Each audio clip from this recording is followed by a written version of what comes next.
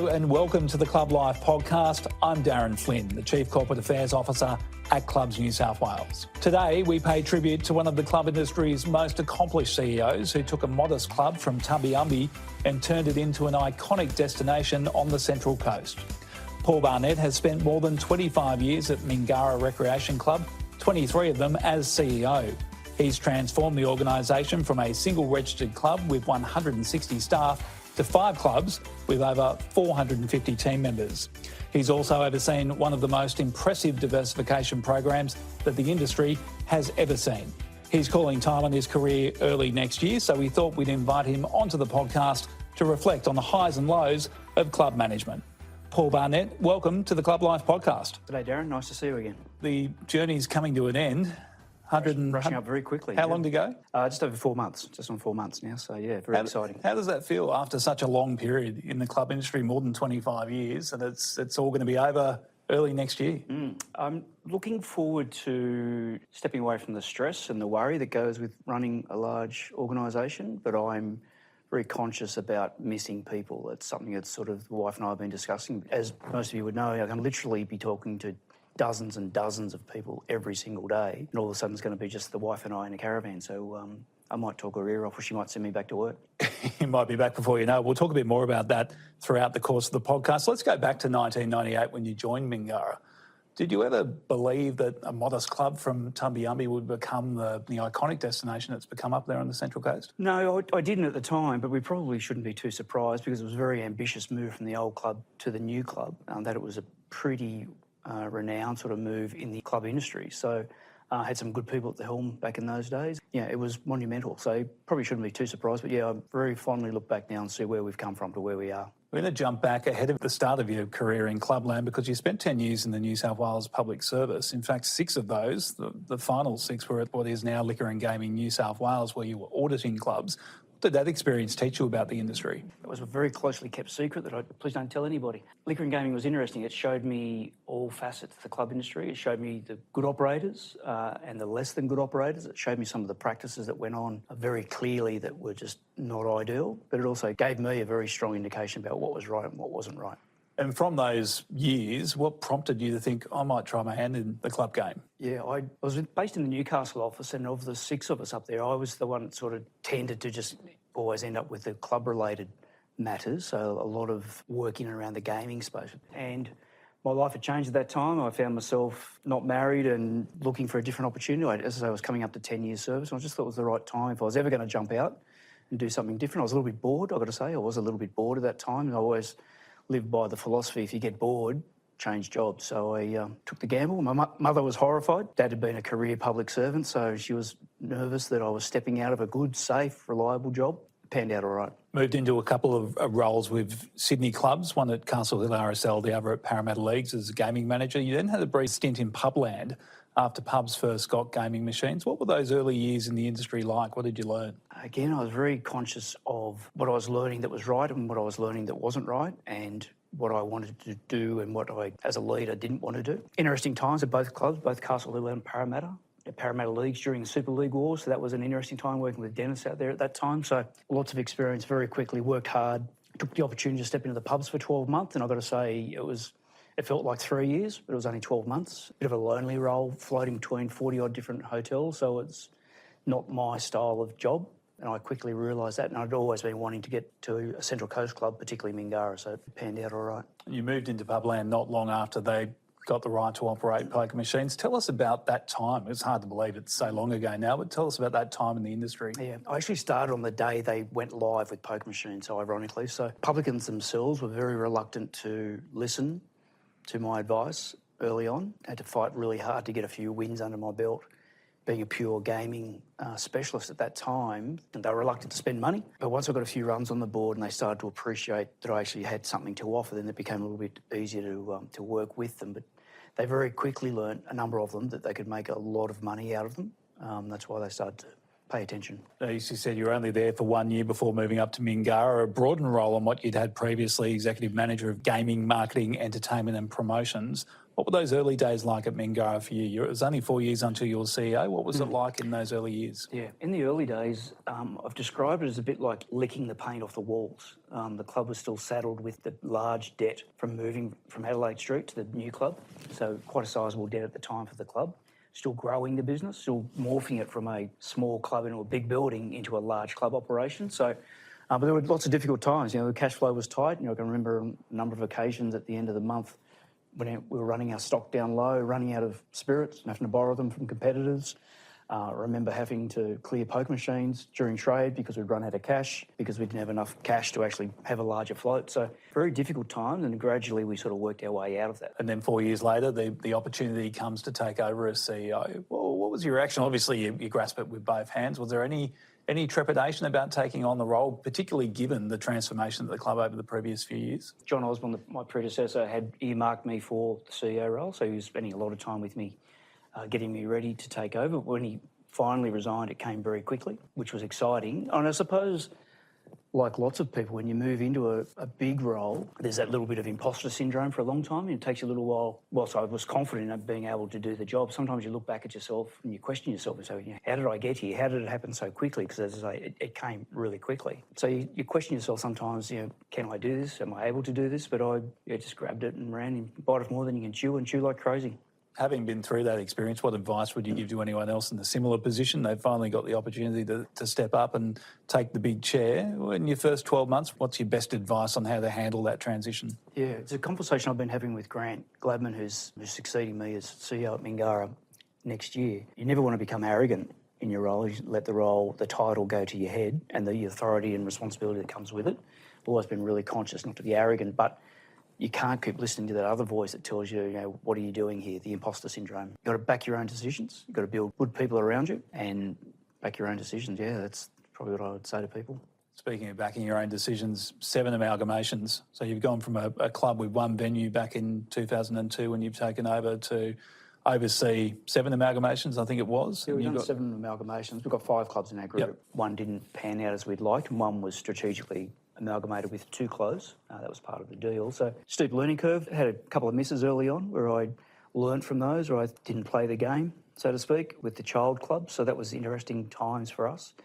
Lots of experience, lots of hard work. Amalgamations are not easy. There's a lot of work goes on behind the scenes, and it's not an easy process. The government requirements don't make it easy. It's a little bit of a flawed process, particularly when the child club is doing it tough financially. It's speed is actually of the essence. And a couple of these amalgamations have been enormous successes. When you look at the Westport Club and the Lantern Club, and you've obviously got the Bowling Club not far around the Central Coast at the entrance as well. Yep. What learnings did you take away from the one amalgamation that didn't really work? What did you learn from that process?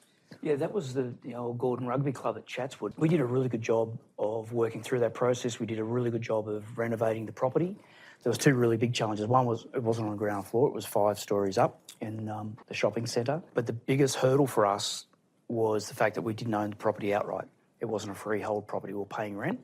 And whilst we did a great job with the amalgamation, we got trade turned around, we were making it profitable. Unfortunately, what we saw was all of the profit that we were generating just being transferred to the landlord. So we made the strategic decision to just cut and run. And that worked out pretty well. It was we thought a good strategic, cleverly thought out exit strategy. Very transparent with our members, very transparent with the rugby club, very transparent with our staff.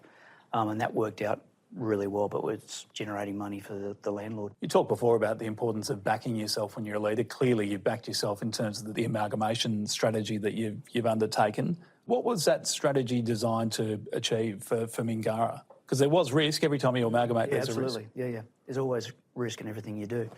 We made the decision back then that we were beholden to one club, to one demographic, the local area, bit of a retail and trades-based area. And every time we felt there was a bit of a hiccup in the local economy, we had nothing else to balance that out. So we made the decision to look for amalgamations that were geographically diversified. So our first one was to Port Macquarie, then we came to the Sydney area. So we were just looking to put some eggs in different baskets, for want of a better term. And that worked out well for us. Other clubs have gone for local amalgamations, and that's good too, but we just felt that we wanted to spread our wings a little bit further. And that's evident again in the diversification strategy that the clubs have over a number of years. The most recent iteration of that's the opening of the hotel adjacent to the club, but you've got a fitness centre there, an early learning centre, and now in the offing, a major retirement village development as well. Why is diversification so important to Mingara? I think the pressure around gaming, and the club industry, we've got all the sins. We have alcohol, we allow smoking parts of our property, and we have gaming. So we're always beholden to the people that hate us out there in the community. And we just think that the pressure of gaming is going to continue. Pressure is going to be harder, the profitability is going to potentially diminish. And we just want to make sure that our club is positioned for the long term so we can survive and still support our members in the local community. And we do that via different business opportunities. There are a number of potential headwinds coming our way in relation to gaming, smoking and other things.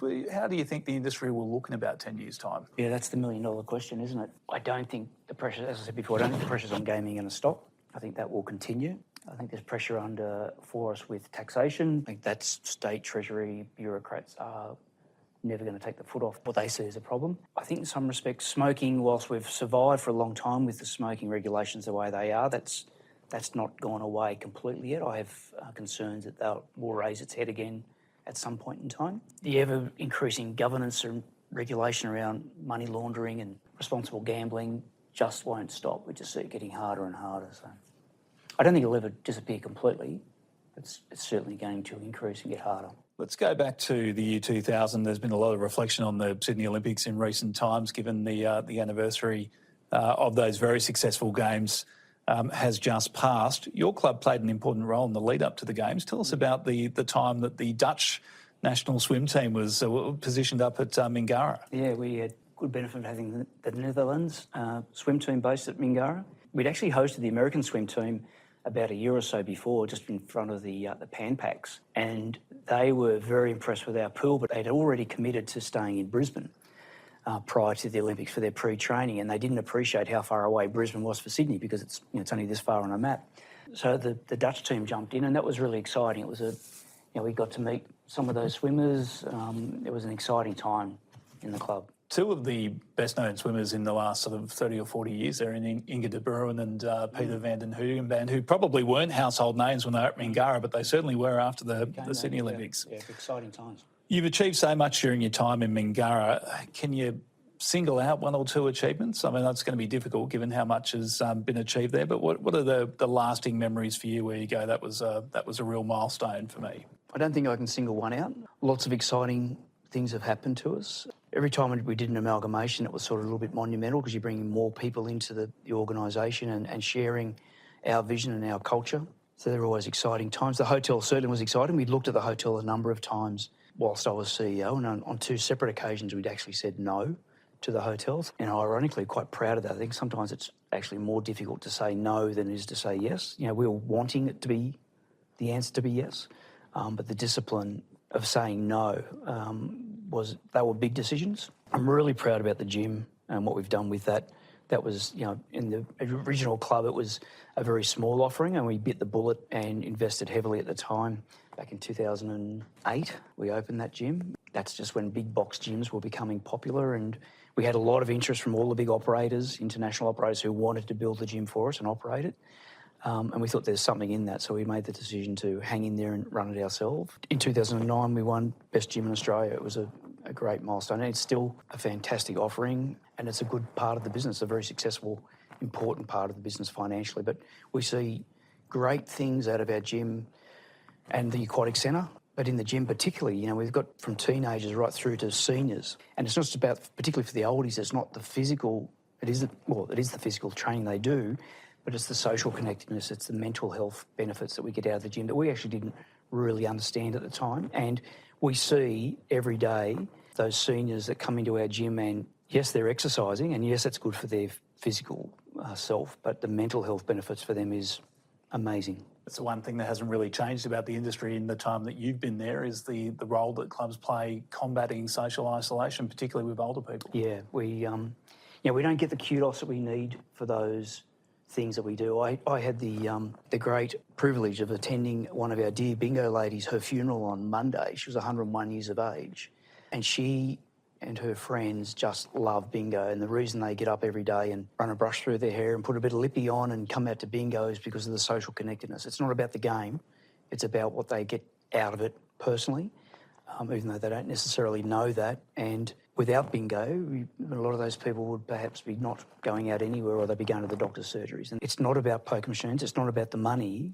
I always say if it was so profitable for us to run bingo, then the pubs would do it. But they don't, but we do. And the connectedness that those, particularly the seniors, get out of things like bingo and bowls, and now for us the gym, we're very, very much an important part of those people's daily life and their connectedness with other people. Let's talk about boards. You've had the benefit of working with a very high-powered, capable board at Mingara over the years. How important was the support you got from that group? I know it's changed in terms of its membership over the years, but how important was the board in your success?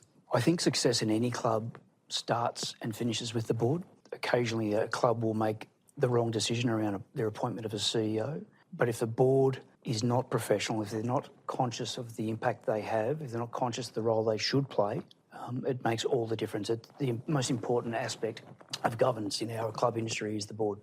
It's absolutely the board of every single club. So they can make or break. They can always appoint the wrong CEO, but even if they appoint the right CEO, if they don't let them get on with the job appropriately, with the right sort of procedures and processes around them, it's doomed to failure. Well, it's a nice segue because you yourself, whilst you've been the CEO at Mingara, have served on a couple of boards yourself, including the Clubs New South Wales board for 13 years. Tell us about those years and that experience. I had a lot of fun, I've got to say. I met and worked alongside of some great people, some giants of the industry in those 13 years. I've got to say, probably my first year and my last year were probably the worst years. The very first year was the battle with mandatory pre-commitment with the Gillard government and all the rallies and all the pressure that went with that. So, in those days, Peter Newell was a giant, and the way he conducted himself and led the industry at that time was inspiring. And having worked alongside of him so closely, and with other people as well along the way, I felt it was important for me to see the world through the eyes of a director, because it helps you be a better CEO, because you understand what they're looking for and what they're not looking for and what they should be doing and what they shouldn't be doing. So. And after those 13 years, obviously a long stint, it would have to be one of the longest stints. We haven't checked the record books, but we'd have to be one of the longest stints on the Clubs New South Wales board. Why was it time to go in 2023? Everything comes to a natural end. And I think, as an industry, we've been trying to practice or to talk about what is best practice for the club industry, and three-year terms is best practice. I was very conscious about not staying too long. I was also starting to feel like I felt like it was time for me to make that decision. I knew what my plans were in terms of my own retirement from my CEO role. So it was just the right time to bring in some new blood, right time to bring in that new director. Yeah, you just know when you've had enough. And that final year you've alluded to, without going into any detail, of course, that would have been taxing in itself. It was. It was really difficult. Certainly even through the COVID period was tough, but that was tough for everybody. So nothing special about that. But yeah, the last year, the change of the state government, that was difficult as well, but I'd already made my mind up by that stage anyway. It's commonplace these days for club managers to sit on the Clubs New South Wales board. It was probably less common back when you came onto the Clubs New South Wales board. There are still some who say, well, you shouldn't have managers on boards, you should just have directors of clubs serving on Clubs New South Wales board. Mm-hmm. Why do you think it's important that we have that management experience represented around the Clubs New South Wales board table? Yeah, good question. I did face this comment a lot in my time when I was on the board and when I was making the decision to run for the board. When I came on the board, Rod Desborough was on the board, so I was the second club CEO on the board. I'd always felt, while Rod was on the board, it was a nice balance. We provide the balance of the actual impact on the ground when the board of Clubs New South Wales makes a decision. What is the impact as a manager for the people at the front line? I think we provide that little bit of balance, and I understand why some directors in our industry don't agree with that. When Rod retired from the board after 16 years, I think he's the longest, and I was the only CEO on the club. This is not a derogatory comment about my peers on the board who were club directors, but I felt like a little bit like the lone voice as a CEO on the board. So I was glad when Rob Smith joined the board, and then to replace me when Grant Easterby came on the board. I think they were very, very clever appointments to the board. We just have a different view of the world to what a club director does, and I think we need that as a board. You also served on the ATC board. In a lot of respects, it was a lot of fun. It was a lot of hard work as well. And again, that was during the COVID period. So I was, during those two COVID shutdowns, I was on the board of Clubs New South Wales, the board of the Australian Turf Club, and the CEO of a group of 5 clubs. So it was lots of pressure and lots of time commitment in that time. The Australian Turf Club was interesting. A different group of people. They saw the world differently. They They do consider themselves a club and they're a member of Clubs New South Wales, but they are certainly different. It's a bit like bowls on steroids. You know, as club CEOs, we always talk about things that are green, cost lots of money. Well, operating 4 race courses with all that turf is monumentally expensive. I didn't appreciate how expensive that sort of stuff was. So, yeah, an interesting exercise. Let's talk about mentors, because obviously you've been a mentor to many throughout your career. Who have you looked upon as mentors, particularly in the early years of your career? Who have been the most important figures in terms of guidance and support? I've been very fortunate to have formed a close relationship with 4 or 5 other club CEOs, and we've met regularly a few times a year where we very transparently swap all of our ideas, swap all of our problems, share our success, personal and business. And the relationship, because it was strong enough, allowed us to have that really frank conversations with each other when we were doing things, and each other might question our thinking around that. So that was really important for us. And there's some of the heavyweights of the club industry, people I really respect. So that was hugely important for me. On the board, as I mentioned before, Peter Newell was an amazing mentor and guide for me in my time on the board of Clubs New South Wales with Peter. He was a giant, as I say, of the industry. So I learned a lot about Peter and the way he approached things as a director. So I saw that up close. I learned a lot from that, as well as other colleagues on the boards that I've been on. I think what often gets not talked about enough is people who work with you, people who are part of your team, and you learn from people that you're working with. If you've got great people around you, whilst they might report to you, you can still learn so much from them. I've had some really amazing people that have worked essentially for me, with me, that have been great people that I've learned a lot from over the years. And as you head off into retirement, we'll talk a bit more about that now, does it fill you with some level of reassurance that you are handing the club over? I mean, it's in good shape because the team that you've built there over a number of years is very impressive and more than capable of carrying on your great work. Yeah, thank you. I'm very proud that as a result of my retirement, we'll have 3 people being promoted internally into more senior roles, including the CEO role.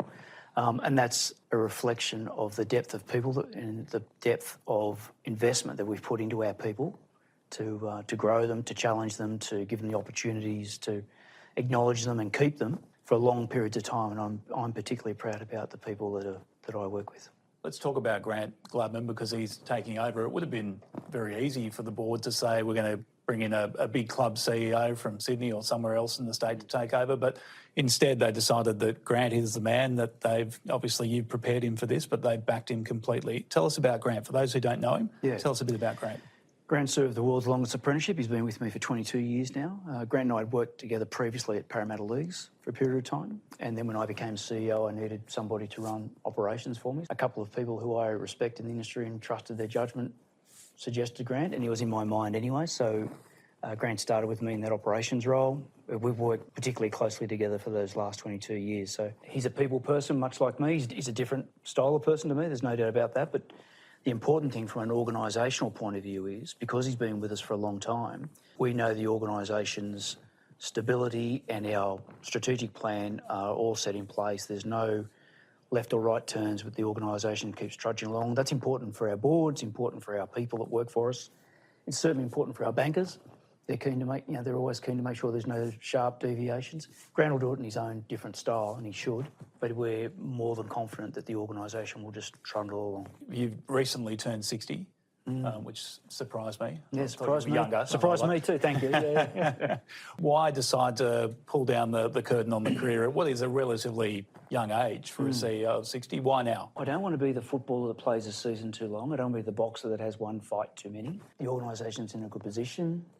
I can afford to do it. They're all the nice things. I suppose I got jolted into it a little bit when my father passed away. And I didn't feel like he had enough. I'm not morbid about this, but I just thought, gee whiz, you never know when the clock's going to stop. So I thought, it's when is enough in terms of retirement funds and stuff like that.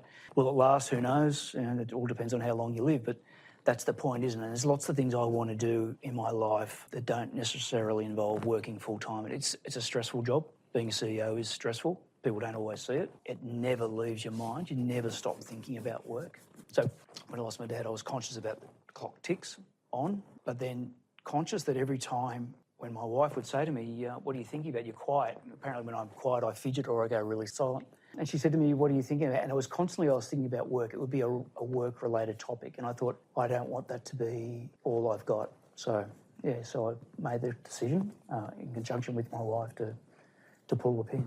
A lot of CEOs, when they do eventually retire, they find that first 6-month period really difficult. So it's, you know, something that you've been involved with for decades. You kind of have to step away and let the new management team do their thing without getting too involved. That won't be a problem for you because you've got pretty much the next 12 months completely planned after you finish up in at the end of January. Tell us what's coming up in 2026. 2026 is going to be the year of travelling for us. I said to the wife, let's plan the first year of retirement like how we'd like it to be. So we've got a couple of overseas trips. We've got a number of caravan trips through various parts of Australia we want to undertake. We're keen caravanners. Got 2 grandkids now. We've got a 3rd one coming before Christmas, so a little bit more time with the family, but just not thinking about work, relaxing a little bit more, but lots and lots of travel.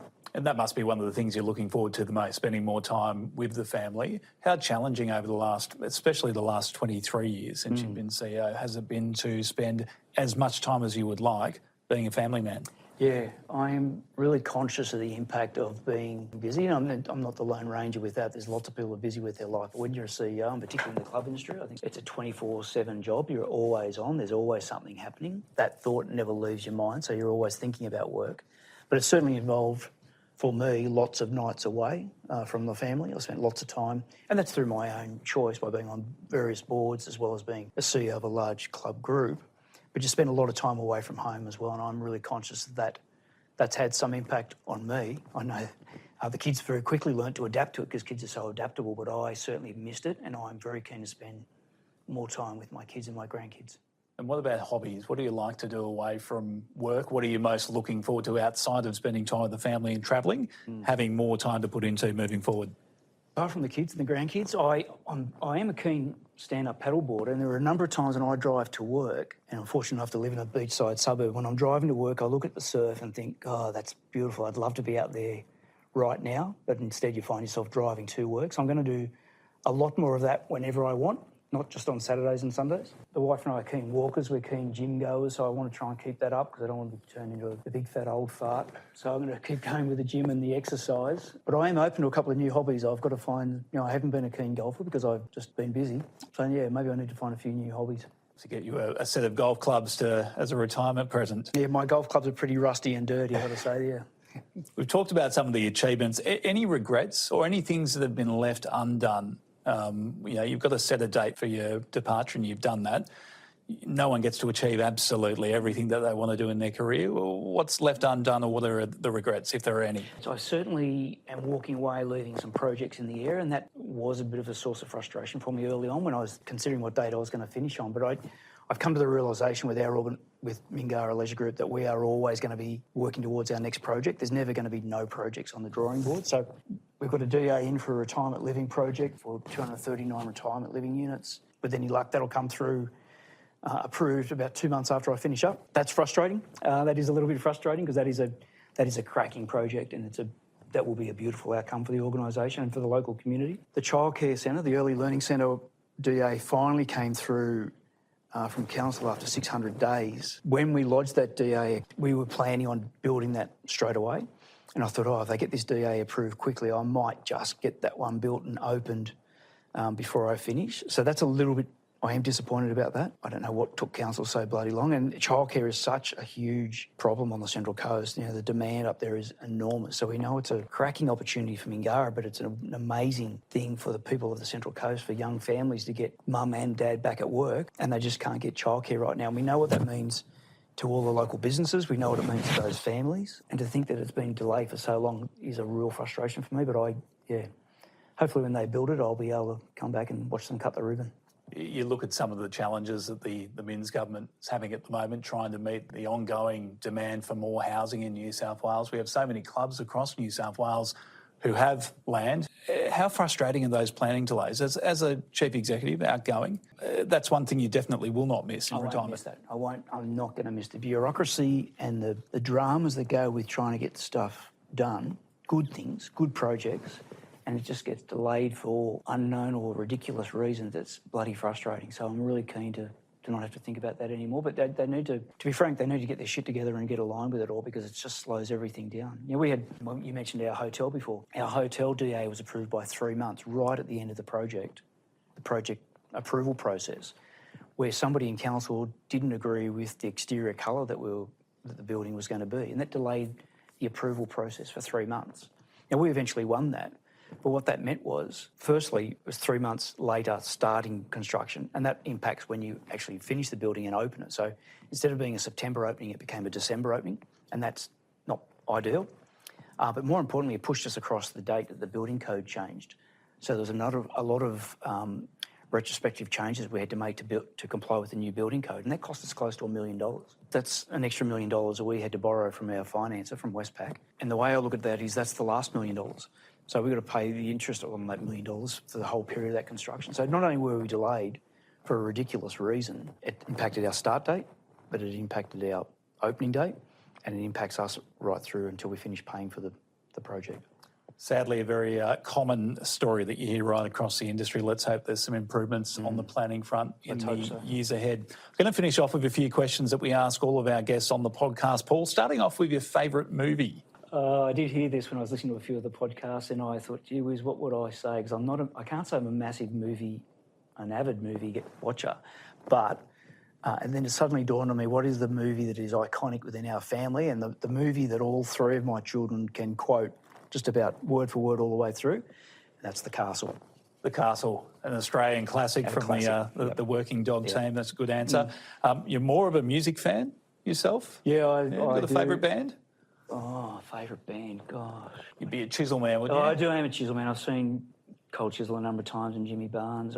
Pretty broad music. I've actually started as I'm getting older. I hope that's not an old man thing. I'm starting to actually like a little bit of the more modern country stuff, but I do like a bit of everything. I've been an AC/DC fan for a long time. I remember seeing AC/DC's Back in Black concert back in the early 80s, whenever it was that came out. So yeah, pretty diverse music taste. I'm even a bit of, I love the Beatles. They were before my time really, because I'm not that old, but I even love the Beatles stuff. It's just classic stuff. Can't go past the Beatles. Now yourself, you're I'm told, a talented musician. Have you been stitched up here? Well, you play an instrument. I play guitar a little bit. I have a bit of fun by myself downstairs, play guitar. I've done for a long time, but I find it relaxing. It's my little thing to get of a night time after dinner. The wife will go and watch a bit of TV, and I'll go downstairs and play a bit of guitar, play a few, trying to learn some new songs, and occasionally I get the electric one out and crank it up, and she taps on the floor and tells me to be quiet, but most of the time it's just an acoustic guitar, just strumming along and trying to amuse myself. But it's a bit of fun. You have a few drinks and a few friends, and I can play a couple of songs, we can sing along. It's a lot of fun, particularly with the family. We love doing it. Sounds like we've got the entertainment for Conference 2026 already locked in. Thanks for that, Paul. Don't know about that. Now, finally, why do you think registered clubs will still be around in 100 years' time? I think what we do is uniquely special. I don't think we see anything like that anywhere else in the world. I think the people that we have coming through, the young people get a bit of a bad rap sometimes, but the young people coming through our industry are amazing. The next generation of CEOs and senior managers, in my experience with people I've met a lot of people over the years, I think are going to be fantastic. It's a great model. There's nothing else like it. Going to ask you a supplementary question, given that you are retiring early next year. Do you think we've seen the last of it in the club industry? Will you have any involvement with the industry moving forward outside of being a patron? I'll be a regular patron. I do like a beer. Look, I am open to being on a couple of boards. Now, whether that's in a club board or something else, I am open to going on a couple of boards to keep myself occupied, to get myself out of the house, and I'll give the wife a break. I'm certainly not coming back to work in a full-time capacity. I am done with that. I would find it difficult to be on a board that was a competitor of Mingara Leisure Group, because that's where my heart is. But a role in industry doing something, maybe. We'll see how we go. Paul, thank you very much. It's been an absolute pleasure talking to you. Congratulations on a remarkable career. Thanks for your contribution to the industry, and thanks for your time on the Club Life podcast. Very Darren, thanks you. Paul Barnett there, the CEO of Mingara Leisure Group. And that's all we have time for in today's episode of the Club Life podcast. Thanks for listening. If you're a new listener, don't forget you can listen to our back catalogue of interviews. Catch up on clublife.com.au, Apple, Spotify, or wherever you get your podcasts. Search Club Life Podcast to find us, and make sure you subscribe so you never miss a new episode. If you have a suggestion on who might make an interesting guest, Get in touch with the team by emailing clublife@clubsnsw.com.au. Thanks for listening and bye for now.